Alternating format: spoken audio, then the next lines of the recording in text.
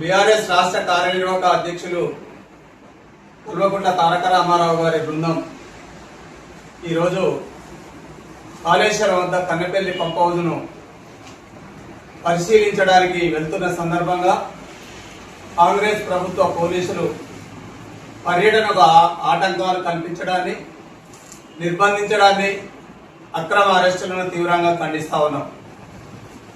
గోదావరి జలాలు మేడిగడ్డ వద్ద వృధాగా సముద్రానికి వదులుతున్న తీరును ప్రశ్నిస్తూ ప్రభుత్వానికి ఎన్నిసార్లు సూచన చేసినా కన్నెపల్లి వద్ద మోటార్లను నడిపి కాలువల ద్వారా రిజర్వాయర్లు నింపి రైతాంగానికి పంటలకు నీళ్లు ఇవ్వమని అడిగితే నిర్లక్ష్యం వహించినందున ఈరోజు కేటీఆర్ గారి బృందం కన్నెపల్లి పంప్ హౌజ్ను పరిశీలించడానికి పర్యటన సాగుతుండగా ఓర్వలేని కాంగ్రెస్ ప్రభుత్వం రైతాంగం పట్ల నిర్లక్ష్యంగా పరిపాలన చేస్తూ రైతాంగాన్ని నట్టేట ముంచినటువంటి కాంగ్రెస్ ప్రభుత్వం బీఆర్ఎస్ బృందానికి ఆటంకాలు కల్పించింది.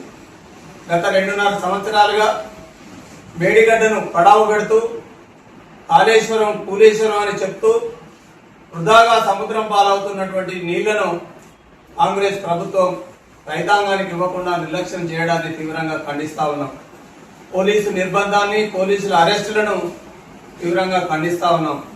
ప్రభుత్వం వెంటనే మేల్కొని ఎల్నినో ప్రభావంతో సగటు వర్షపాతం కురవకుండా పంటలు పండుతాయో పండుయో అనే రైతాంగం భయపడుతున్నటువంటి తరుణంలో కూడా కనీసం పారుతున్నటువంటి గోదావరి జలాలను కాలువల ద్వారా తుంగతుర్తి, సూర్యాపేట, నల్లగొండ ప్రాంతాలకు ఇవ్వడానికి తప్పుడు ప్రకటనలు చేస్తూ రాష్ట్ర నీటిపారుదల శాఖ మంత్రి ఉత్తమ్ కుమార్ రెడ్డి గారు కానీ, రాష్ట్ర ముఖ్యమంత్రి రేవంత్ రెడ్డి గారు కానీ ఈ నిర్లక్ష్యం వహించడాన్ని బీఆర్ఎస్ పార్టీ తీవ్రంగా ఖండిస్తా ఉంది.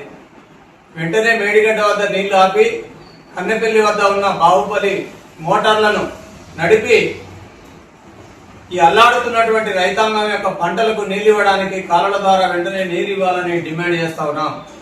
జై తెలంగాణ.